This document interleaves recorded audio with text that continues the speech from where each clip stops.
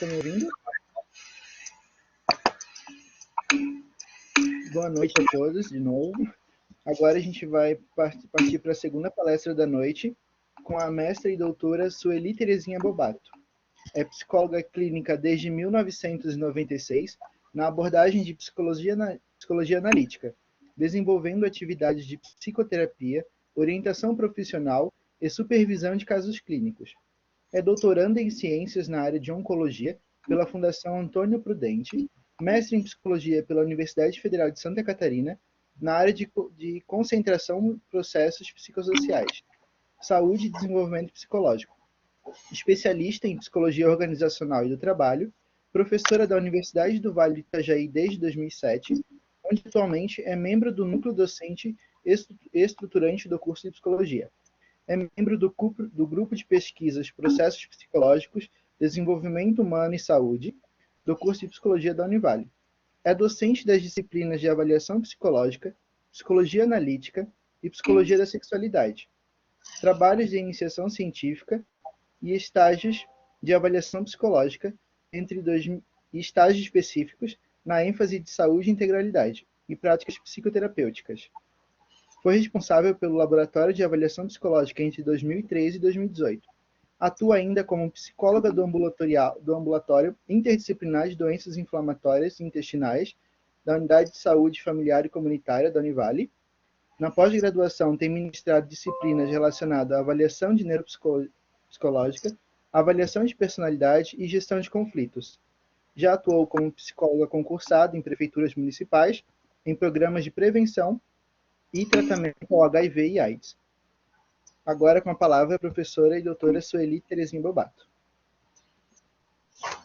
Boa noite a todos, é um prazer estar aqui, agradeço o convite do Centro Acadêmico, né? Só vou fazer uma correçãozinha ali, né? Eu estou ainda fazendo doutorado, tá, gente?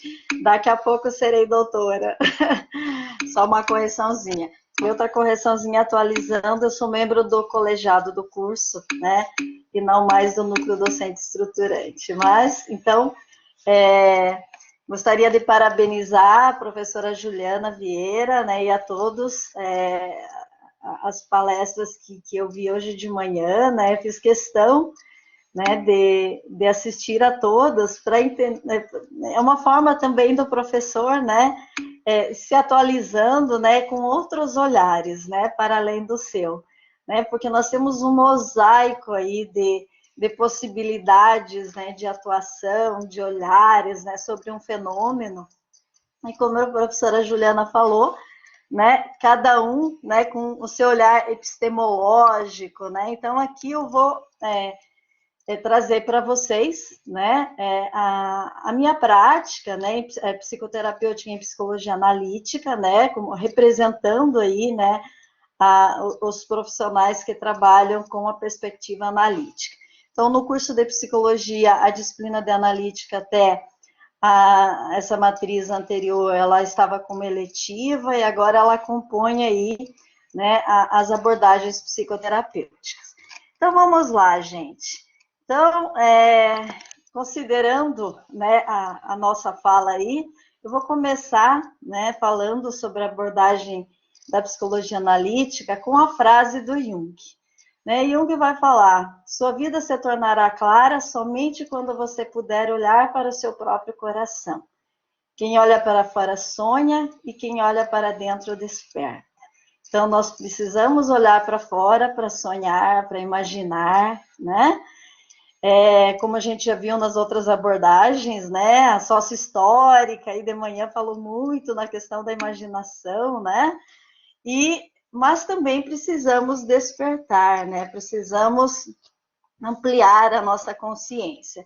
Então, eu gosto muito das frases do Jung, né, então, agora para começar a falar um pouquinho, né, desse paradigma científico, né, é importante, né, que para eu ser abraçada, né, por essa abordagem, por essa teoria, né, é importante que eu tenha um alinhamento, né, com a minha visão de homem, de mundo e de psique.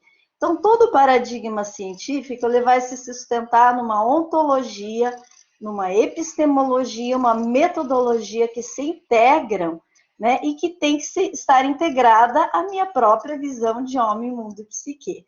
Então, falando então desse, nós vamos falar, né, brevemente, né, em 40 minutos aí, de uma abordagem tão complexa e profunda, né, como é conhecida a psicologia analítica, mas eu vou fazer um esforço aí para que vocês tenham pelo menos alguma ideia básica, né, sobre esse paradigma científico.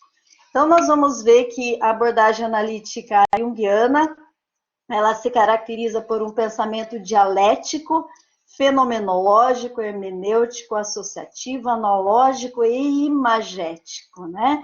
Então, a imagem, o símbolo é o fenômeno psicológico, né, que nós vamos atuar no âmbito da prática psicoterapêutica.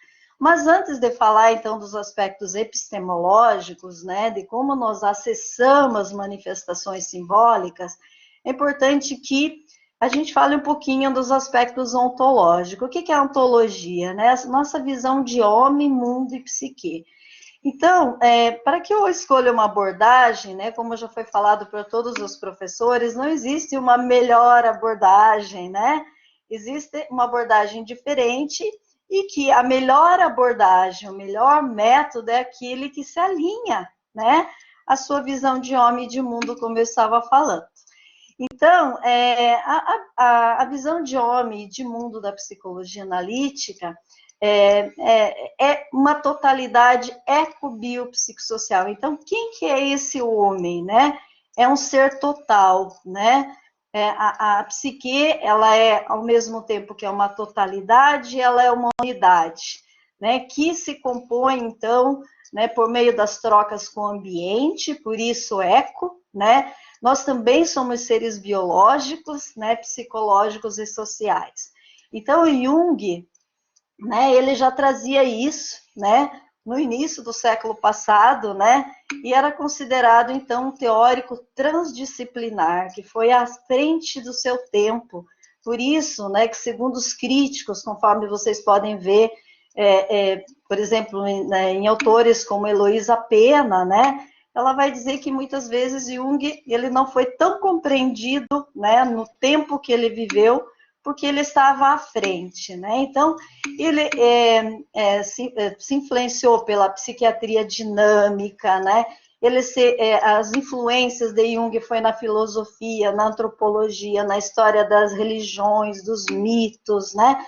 Então, da física, né? Ele estudou muito Pauli, Einstein, né? Então, por isso, a perspectiva analítica junguiana é uma perspectiva bastante profunda, né, que nos incita, né, a estudar, né, para além da psicologia, né, e principalmente integrando aí, a Marina falou, né, na perspectiva sócio-histórica, muito hoje de manhã, sobre essa questão, né, do homem, né, um ser sócio-histórico. Então, a perspectiva analítica também tem essa composição, tá? Logicamente, né, eu estou citando a sócio-histórica pela aproximação nesse quesito, né? Então, o homem, ele é considerado um microcosmo, né? E é parte integrante desse macrocosmo. Então, Jung empresta, né, da filosofia, a concepção de unus mundus, um uno, né, por isso uma perspectiva dialética, o uno me integra e eu integro também esse mundo, né? E aí, eu vou, para quem é iniciante, né, eu recomendo que vocês iniciem, né, uma leitura, né, com Jung, né, com o livrinho, né, da Introdução à Psicologia Junguiana, do Hall e do Nordby, né, que inclusive tem aí um capítulo Como Ler Jung, né, em todos os seus volumes, né? Então, dada a complexidade, então, da obra junguiana. Então, o paradigma junguiano, ele se compõe, então, de uma estrutura, né? Ele é estrutural, dinâmico e desenvolvimentista. Então, estrutural, é importante que o psicoterapeuta, ele compreenda a estrutura da psique, né? Então, essa psique é uma totalidade ecobiopsicossocial, né?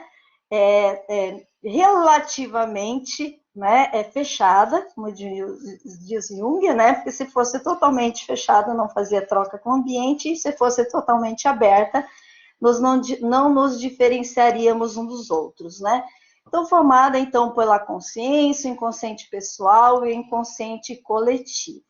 Então, essa marca do inconsciente coletivo, inclusive, também é uma das marcas que diferencia bastante da psicanálise. Numa perspectiva dinâmica, né, porque a psique é um sistema energético que está em constante dinamismo. Então, Jung, ele empresta os conceitos da física, da equivalência, da entropia, da regressão, da canalização, da progressão da energia, né? Então, nós estamos o tempo todo, né, sendo instigado, né, pelo meio, né, e estamos em processo dinâmico. E também ele vai falar numa perspectiva desenvolvimentista, trazendo os conceitos que são pilares básicos da abordagem analítica junguiana, que é o conceito de individuação. O que é a individuação? Ação de eu me tornar um indivíduo, não dividido. Né? O que seria, por exemplo, a neurose, né? Ou a psicose? Né? Nós estamos, né, divididos. Né? Então, a abordagem analítica traz alguns conceitos básicos, que é o processo de individuação, de não divisão, ou a meta, né, da psicoterapia analítica junguiana, seria integrar essas polaridades, né, das suas estruturas, né, das suas instâncias, né, numa perspectiva de transcender os polos, né, opostos da psique. Então, eu vou, para vocês compreenderem um pouquinho mais, né, eu vou trazer aqui o esquema. Esse esquema está no livro do Jung, né, Desenvolvimento da Personalidade, também na Energia Psíquica, né, ele traz de uma outra forma, mas também contempla. Então, a psique, né, é uma energia, né, que tem algumas esferas, né, alguns níveis. Então, conforme vocês podem estar vendo, ela se estrutura, então, por uma esfera ectopsíquica, né, que tem como centro, então, o ego, né? Então, o ego, então, é a nossa estrutura que faz ponte, né, a estrutura psíquica que vai fazer ponte com a realidade externa por meio das nossas funções psíquicas, que são os processos básicos aí que a gente vê em outras abordagens, né? Que é a sensação, o pensamento, o sentimento, a intuição, né? E as funções endopsíquicas, que seria a memória, nossas lembranças, né? Nossos componentes subjetivos, afetos, né? As invasões, as fantasias, né? Mas para além dessas funções ecto e endopsíquicas que compõem, né, o nosso ego, que é o centro da consciência, né, que faz a interação com a realidade, nós vamos ter a outra camada, que é a camada do inconsciente pessoal, né, que é fruto, então, da nossa história ontogenética, né, da nossa história de vida. No entanto, para Jung, não para por aí. Né? Para além dessa camada, né, que ele concebe como inconsciente pessoal, nós também somos frutos do inconsciente coletivo, né? Que Jung vai falar que são nossas heranças transgeracionais. Né? Então, nessa camada do inconsciente coletivo, né, estaria, então, como se fossem tijolos, né, tijolinhos dessa psique mais profunda, seriam os arquétipos, né? O que seriam os arquétipos, né? Os padrões típicos, né, da humanidade, de nos relacionarmos, de nos comportarmos, né? Então, exemplos de arquétipos, né? Arquétipo paterno, materno, arquétipo de Deus, né? E aí nós também vamos ter alguns arquétipos, arquétipo do herói, Thaís, muito bem, né? Que está representado na cinematografia, né? Às vezes em algumas profissões, é como se a gente fosse repetindo, né? Obviamente integrado à nossa história de vida, alguns padrões típicos, né? De nos relacionarmos, arquétipo da morte, de Deus. Então, vejam só, que Jung vai dizer, então, que nós temos essa herança transgeracional que vai se ligar, então, com a nossa história de vida. Deixa eu até passar aqui o slide, depois eu volto para esse daqui, né? Vai se ligando, então, com a nossa história de vida e vai compondo, então, essa estrutura do ego, né? E os complexos, né? Que estão estruturados no inconsciente pessoal, até aqui atrás, aqui, ó. Então, alinhado ao arquétipo, nós temos os complexos, né, que vão sendo atraídos, né, por essa força de energia, e todas as experiências, né, que nós vamos tendo com o meio no decorrer da nossa história, ela vai se acumulando em torno de um núcleo arquetípico, formando os complexos que compõem a estrutura da psique. Né? E aí, obviamente, que atrelado ao arquétipo paterno, nós vamos compor o complexo paterno, né? Que são as nossas bases estruturais do inconsciente pessoal. Atrelado ao inconsciente, ao arquétipo materno, nós vamos ter o complexo paterno, e assim sucessivamente. O arquétipo de Deus, o complexo divino. Né? Então, vejam o complexo como os estruturantes do inconsciente pessoal, como se vocês estivessem fazendo uma analogia com uma casa, né? Os tijolinhos que vão compor essa estrutura que está por trás das paredes, mas que estrutura essa psique. Os complexos têm polaridades, assim como os arquétipos, né? Polaridade positiva ou negativa. Então, dependendo das experiências que nós vamos tendo, né, com o meio, com as figuras, por exemplo, pai, mãe, Deus, morte, vida, enfim, né? Nós vamos, digamos, constelando de energia mais uma polaridade ou outra, né? E por isso que isso ganha uma relevância muito grande no âmbito psicoterapêutico. Como que eu vou verificar no âmbito psicoterapêutico como está essa estrutura psíquica, né? Então, geralmente, né, essa energia vem através dos sintomas, dos sonhos, né, que a gente vai estar vendo nos slides a seguir. Então, só para vocês entenderem, né, então, para fazer um trabalho psicoterapêutico nessa abordagem, eu preciso entender, né, esses aspectos, né, que, na perspectiva analítica, né, o processo de individuação, que é a ação de eu me tornar não dividido, né, não cindido, é a meta do processo psicoterapêutico. Por isso que se minha psique está muito polarizada, né, vai haver um desequilíbrio que vai fazer com que esse paciente, né, entre, de repente, em sofrimento, desenvolva os sintomas, que são as manifestações simbólicas, né, de como essa energia está, digamos, se acumulando em torno desses núcleos de complexos ou que se ligam aos arquétipos, né? Então, eu trago aqui, né, essa imagem da criação, né, até para representar o arquétipo divino, né, e aí tem uma frase do Jung que fala: não diga que é um prazer viver a si mesmo, não será nenhuma alegria, mas um longo sofrimento, pois precisas tornar-se teu próprio criador. Então, a perspectiva da psicoterapia é contribuir para que esse indivíduo se torne o seu próprio criador, né? Logicamente, isso já nos compõe, né? Mas a psicoterapia vai favorecer esse processo. Então, eu já trouxe esse esquema aqui no slide, porque, né, a primeira coisa que os alunos me perguntam, né, quando eu estou fazendo, né, iniciando a aula, né, qual a diferença, né, da psicanálise e da analítica, até porque Jung, né, ele foi um das pessoas que contribuiu muito com Freud, né, inclusive Freud considerava Jung como príncipe herdeiro, né, da psicanálise até eles romperem.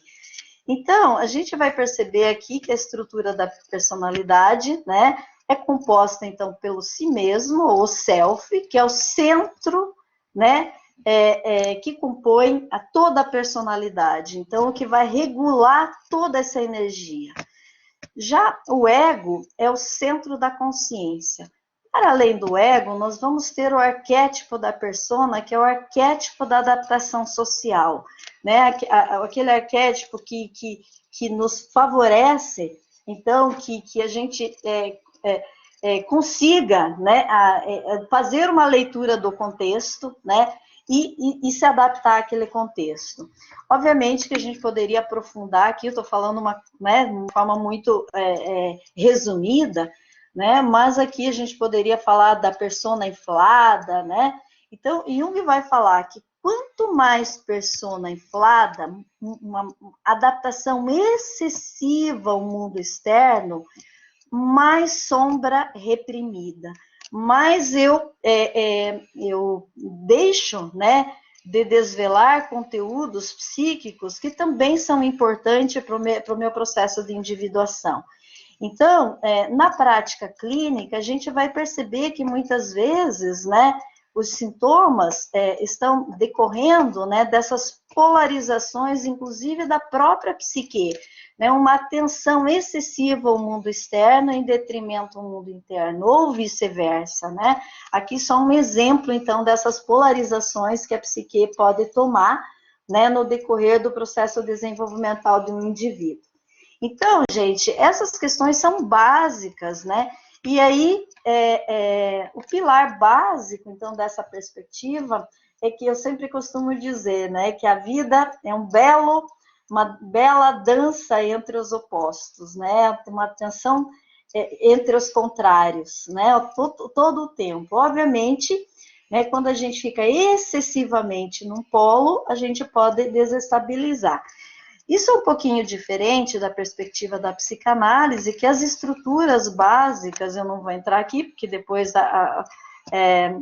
vai ser falado, né, dessa perspectiva, mas vejam que a estrutura é diferente, né, da psicanálise, né? Aqui a gente vai falar aí de ego e superego, que eu vou deixar para o outro professor, e aqui a gente vai falar, então, desses estruturantes da consciência, inconsciente pessoal e inconsciente coletivo.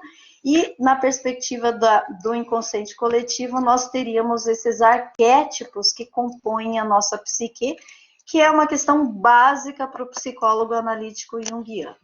Então, a tensão entre os contrários é uma questão que nós vamos estar sempre observando, né? E esse dinamismo, ele ocorre a todo tempo. Né? Então, aqui nós estamos numa aula tranquila, se ocorrer alguma situação inesperada, a nossa psique já vai, né, ter um movimento diferente até o início da aula, que talvez eu não tinha um estímulo maior. Né? Então, a noção de totalidade dinâmica é básica e também de unidade e diversidade. Ao mesmo tempo que a minha psique é uma unidade, né? Ela é composta por diversos elementos que devem, dentro do trabalho psicoterapêutico, buscar uma integração, né? Com base, então, na transcendência dessas polaridades. Bem, quem é responsável, né, por esse processo, quer queira ou que a gente não queira, né? Seja pelo amor ou pela dor, né? É o famosinho self ou si mesmo, né? Então, o self, como centro regulador da psique, é o nosso gestor, né? É como se a gente fosse uma empresa, né? E esses arquétipos, persona, sombra, ânima, ânimos, esqueci de falar, depois eu falo da ânima e do ânimos, fossem os departamentos, né? E o grande gestor seria o self ou si mesmo, que vai fazer a busca desse equilíbrio, pelo menos um equilíbrio relativo entre os opostos ou polos da psique, visando, então, o processo de transcendência dessas polaridades com fins de que a nossa psique fique relativamente não dividida, né? Porque, como diz Jung, só Buda e Jesus Cristo, né? Os iluminados conseguiram esse processo, né, de individuação plena, né? Então, a gente está sempre em busca desse processo. E aí, né, para além, então, do self, né, então o self é o centro regulador da psique, ele vai fazer esse processo, né, por meio dos sonhos, por meio dos sintomas. Por isso que eu falei, se a gente não aprende pelo amor, de alguma forma o self, né, vai nos conduzir para o processo de individuação. A psicoterapia vai favorecer esse processo. Então, para além do self, né, que é o centro regulador da psique, nós vamos ter a estrutura do ego, que é o centro regulador da consciência. Então, para Jung, né, nós temos sempre a energia, né, ela vai fluir, né, mais para predominantemente para o externo, como está na imagem, em algumas pessoas, em outras pessoas ela vai fluir predominantemente para dentro, que é o que a gente chama de pessoas que têm uma personalidade eminentemente mais introvertida e mais extrovertida. No entanto, né, Jung empresta de Goethe, né, alguns conceitos, né, em especial, né, Goethe falava, né, que o ser humano, né, ele está sempre em movimento, né, de dentro para fora e de fora para dentro. Por quê? Para que a gente se desenvolva, né? Então, Goethe fala, né, que esse movimento é como se fosse a diástole e a sístole, né? Então, eu abro e eu fecho, né? Como se fosse o próprio ritmo da vida, né? Então, todos nós vamos estar, né, interagindo, né, com o meio, né? No entanto, algumas pessoas, né, elas são predominantemente mais introvertidas ou extrovertidas. Nessa perspectiva, né, as pessoas que têm um predomínio egóico, né, mais introvertido, eles vão ter mais uma hesitabilidade diante de uma tomada de decisão, uma postura mais reservada, ao contrário, então, de uma pessoa extrovertida, né, que ela coloca a energia muito mais para fora, né? Talvez, muitas vezes, quando está muito polarizado, veja aqui que estou falando, não é a questão de ser introvertido, mas a polarização.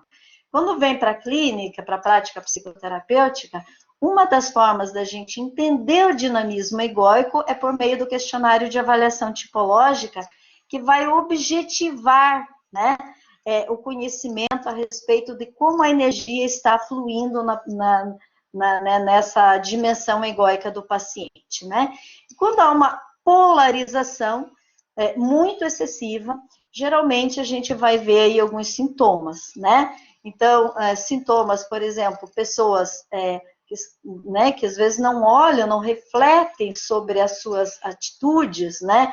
Vai ser impulsiva, muitas vezes vai ser agressiva, vai ter uma dificuldade em termos, né, de adaptação ao meio, né? Por consequência, uma pessoa muito excessivamente introvertida, ela não vai conseguir, talvez, ter mais dificuldade de expressar mais suas emoções, e não é incomum que essas pessoas, às vezes, quando estão muito polarizadas, desenvolvam problemas psicossomáticos, né? Logicamente, eu estou falando uma caricatura aqui, a gente tem que fazer um trabalho muito mais aprofundado, né? Além dessa questão do dinamismo egóico, integrando aí os complexos que estão constelados nesse inconsciente pessoal.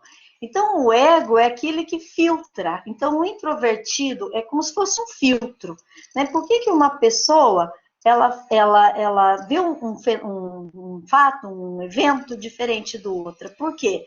Porque essa função, né, ectopsíquica do ego, ela vai filtrar diferente para uma pessoa introvertida de uma pessoa extrovertida, e principalmente diante também da sua estrutura de complexos, filtrando, então, né, absorvendo dessa experiência aspectos diferentes e que são muito singulares. Né? Então, dentro do trabalho psicoterapêutico, a gente vai fazer uma leitura desse dinamismo, né?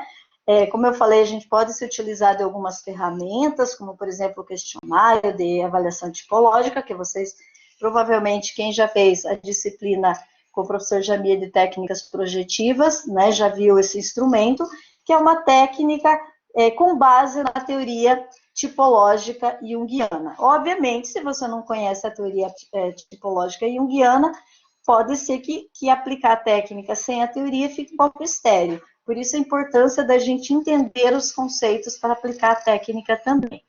Então,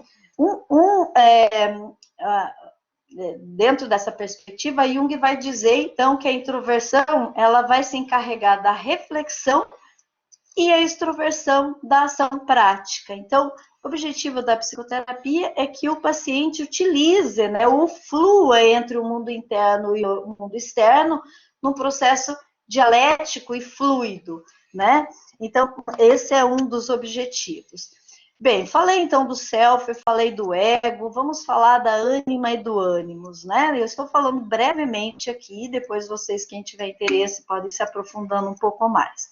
Então, aqui nós vamos ter, né, o arquétipo da ânima e ânimos, que são a nossa contraparte, né, da nossa polaridade. Então, Jung vai falar, né, que toda mulher, ela precisa desenvolver sua contraparte, que é o princípio masculino, e o homem vice-versa. Então, razão e emoção integrado dentro de si mesmo.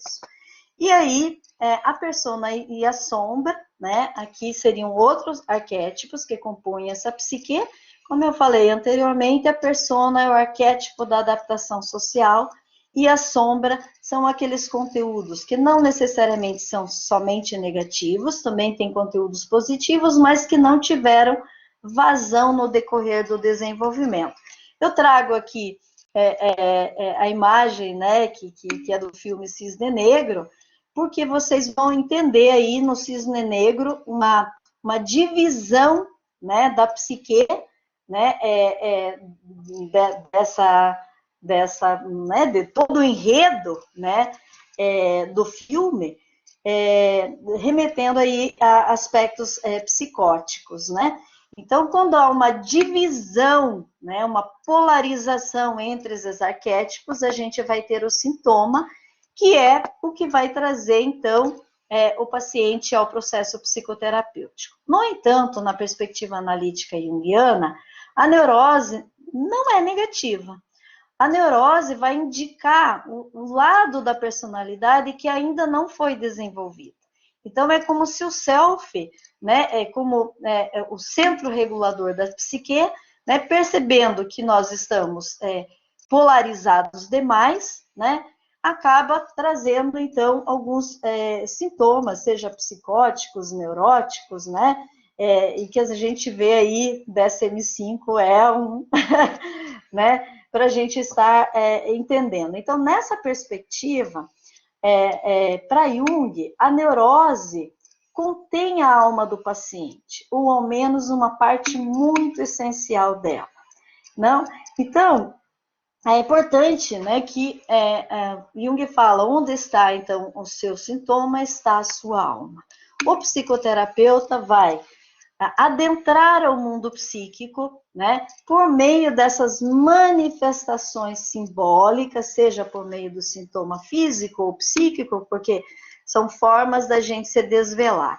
Então, aqui falando, né, como é que eu posso apreender epistemologicamente, né, os conteúdos que estão no inconsciente pessoal, que se manifestam na consciência por meio, né, dos símbolos, né, seja dos sintomas, da linguagem, né, dos sonhos, né.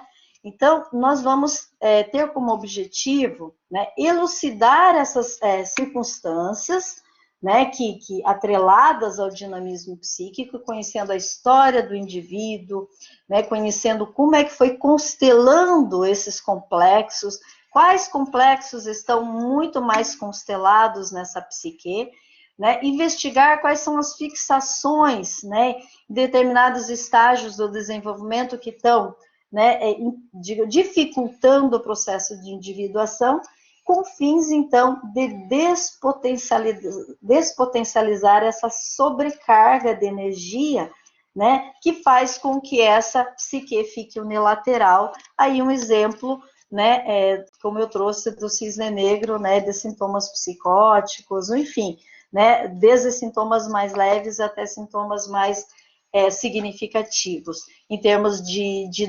desequilibrar esse sistema energético, né? Então, nessa perspectiva, né, na prática psicoterapêutica, é importante que o psicólogo conheça a história de vida desse paciente, né? Então, como é que foi se constelando esses complexos? E quais são esses indicadores de complexos, né? As reações emocionais exageradas, né? As reações psicofisiológicas, né?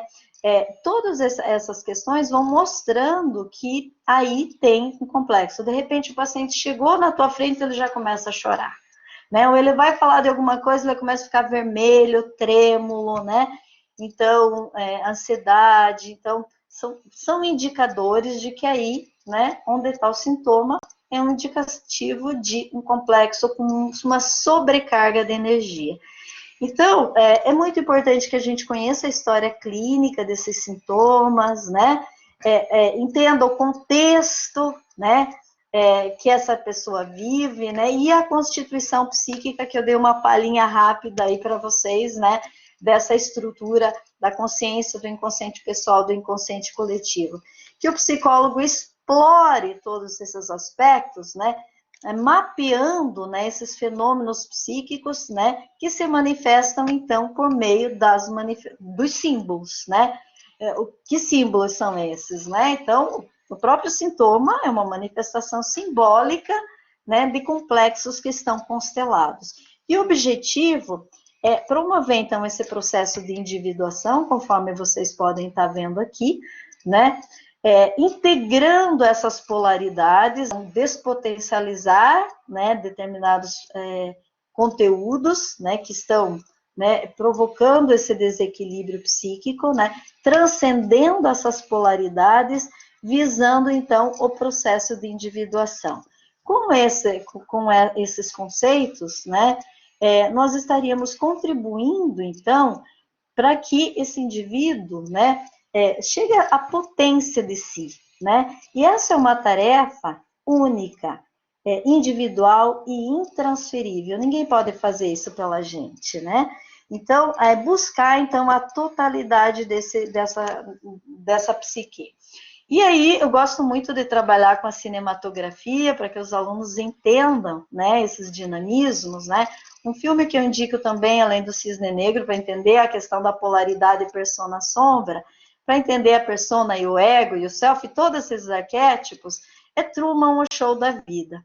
E assim como Truman, todos nós temos diálogos internos, né, entre ego, self, persona, sombra, né?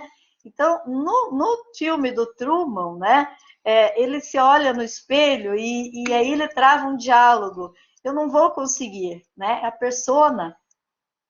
Um diálogo entre a persona e o ego. A persona com medo, né? Não vou conseguir.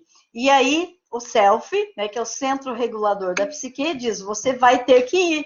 Você vai ter que ir sozinho, você tem que enfrentar a realidade, né? Você não pode recuar. Né? Por isso a metáfora aí da escada, né? Você precisa seguir, né?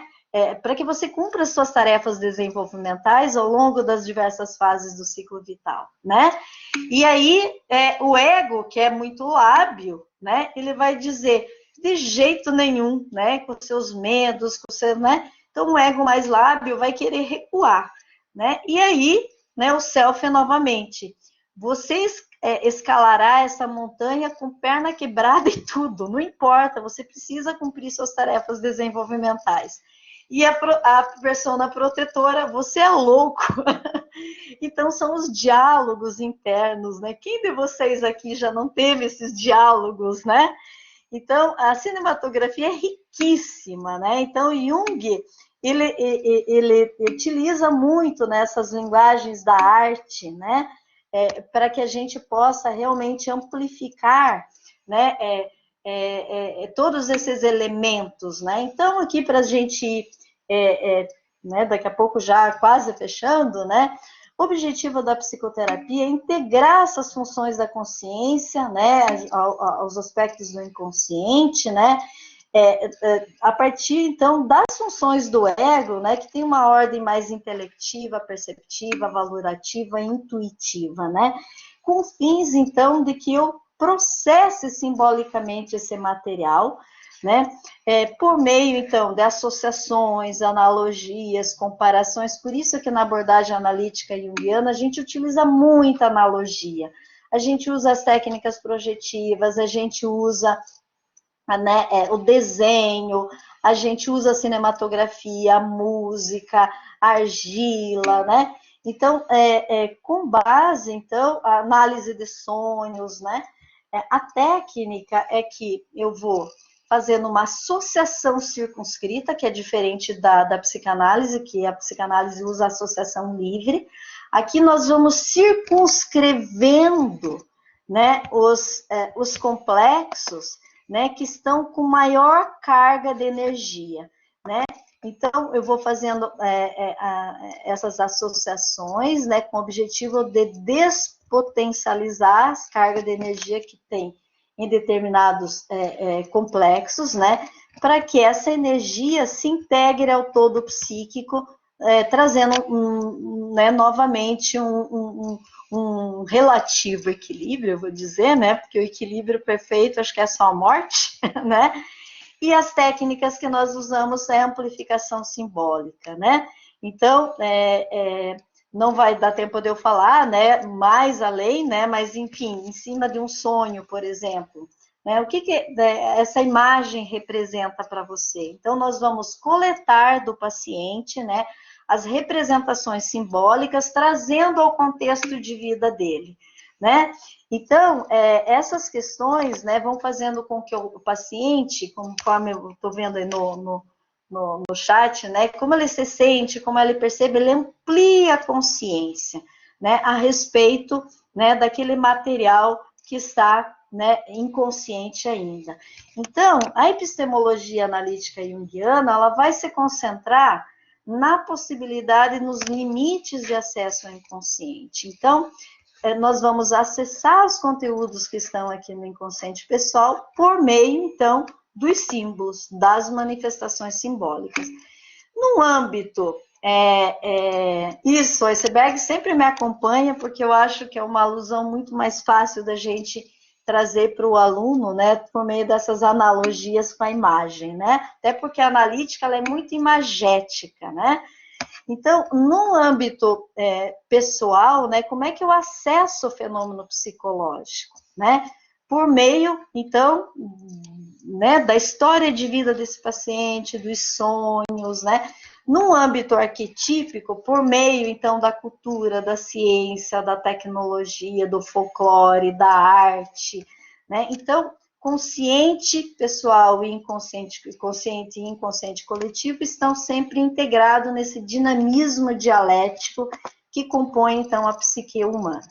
Então, os recursos metodológicos, né, como eu falei aqui, né, a própria linguagem, né, os pensamentos, né, as fantasias, os sonhos, né, e todas essas questões que a gente vai trazendo para o paciente, né, por meio aqui eu trouxe também o sand play, né, a imagem do sand play, a gente usa a técnica da areia, né, então, obviamente, né, as técnicas projetivas, elas se alinham, né, eu tenho trabalhado muito também com imaginação guiada, inclusive com os meus estagiários, né, outra técnica é a imaginação ativa.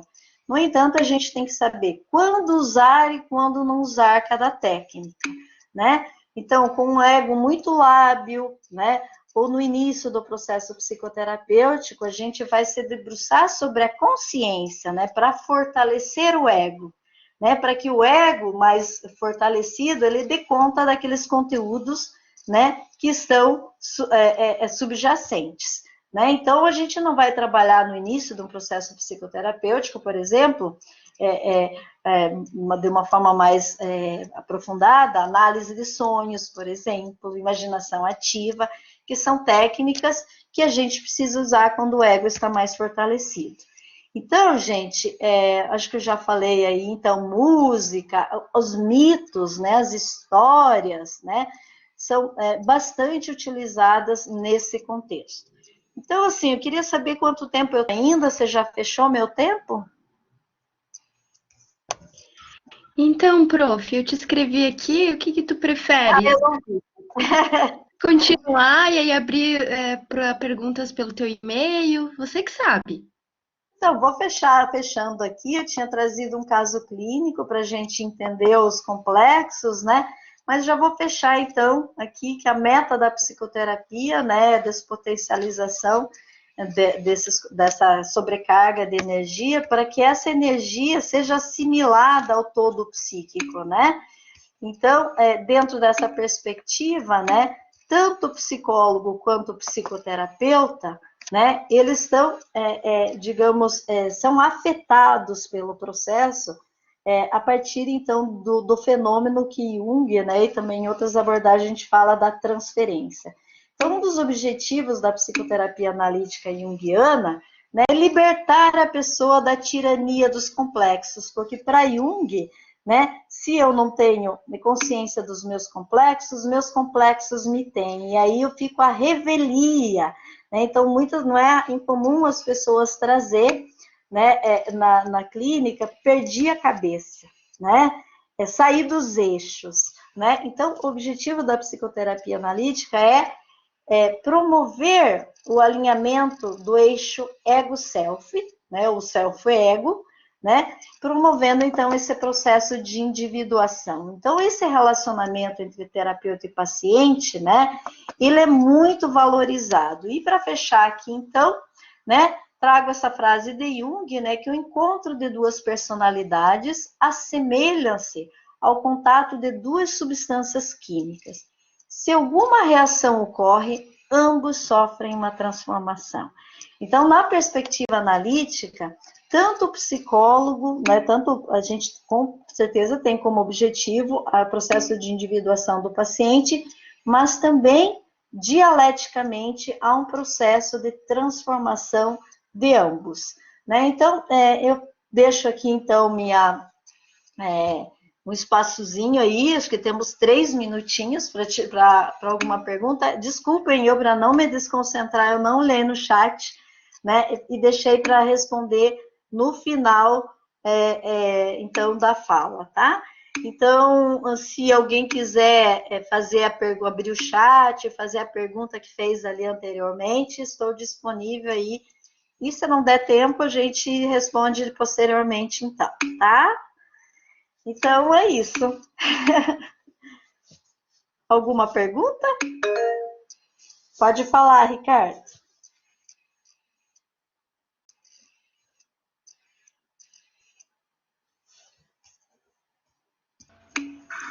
Professora, uma satisfação estar aqui.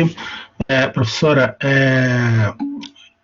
eu quero só fazer assim um marco. Me parece que quem vai para a análise junguiana, digamos, se ele vem, né, dessa concepção essencial da psicanálise, a gente vê que na psicanálise se observa, digamos, essa visão de uma cosmogonia, de um mundo além da gente, que é um mundo, digamos, no qual nós estamos contidos, né, e que existe uma gênese, né, e que essa gênese é um grande mistério, e ela se manifesta de muitas formas, mas a gente vê que na psicologia se trata isso, ou seja, como se fosse assim, a visão da espiritualidade ou de uma crença de Deus como se fosse uma coisa infantil, ou seja, não madura e que carece de elaboração. O que a senhora pode falar para nós quanto a isso, esse olhar que se espanta com o universo?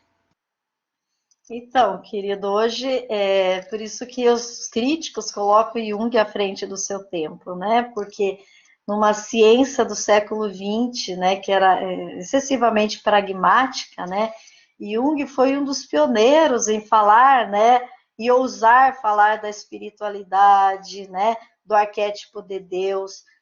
E Jung, ele visitou diversas culturas, né? E naquela época nós não tínhamos as tecnologias, né? E Jung começou a perceber, né, que independente desses povos ter contato entre si, todos, né, tinham manifestações, por exemplo, do divino, né? Logicamente que, de acordo com a cultura, essa concepção, né, ela é específica. Então, o arquétipo, Jung fala, por exemplo, como você está me instigando a falar desse arquétipo, né? Jung vai dizer que o arquétipo ele está em todas as culturas, mas o conteúdo dado, né, é de cada conteúdo, é de cada cultura. Então, ele vai falar, então, por exemplo, para alguns povos pode ser o sol, né, para a nossa cultura judaica cristã pode ser esse ser onisciente, onipresente, né, para outra cultura pode ser um animal, mas há uma representação, né, simbólica desse algo maior, né, e que é o que Jung está trazendo, então, em termos, né, dos estudos dos arquétipos, assim como outros arquétipos. Eu trouxe esse pela tua provocação, né? E aí, hoje, a ciência, né, já está reconhecendo, né, inclusive, né, os estudos trazendo, né, a importância, né, dessa dimensão do ser humano.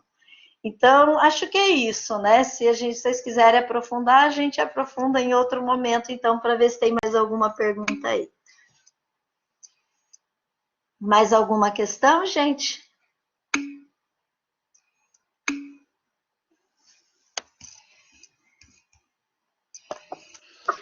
Então, pronto, eu percebi que o pessoal ficou curioso aqui com o caso, mas infelizmente vai ficar para um outro momento, né? Ficamos aqui com certeza na curiosidade de saber e entender melhor ainda na prática, mas, prof, foi incrível, muito obrigada por ter aceitado estar aqui com a gente e compartilhar, né, num tempo tão curtinho de tempo, uma teoria tão complexa e que a gente sabe que você super sabe de muitas coisas e não tem uma pessoa melhor para falar da analítica, né, se não fosse você aqui. Então, muito, muito, muito obrigada, prof. Queridos, foi um prazer, né, poder estar contribuindo, né, e promovendo aí um maior conhecimento da psicologia analítica, né. A gente terá outras oportunidades, então, né, com certeza, né, esse caso aí a gente pode passar em outro momento aí e fazer talvez um debate só com um estudo de caso, pode ser? Um abraço grande, foi um prazer estar aqui com vocês, tá? Até Obrigada, mais. prof. E até logo. Beijo.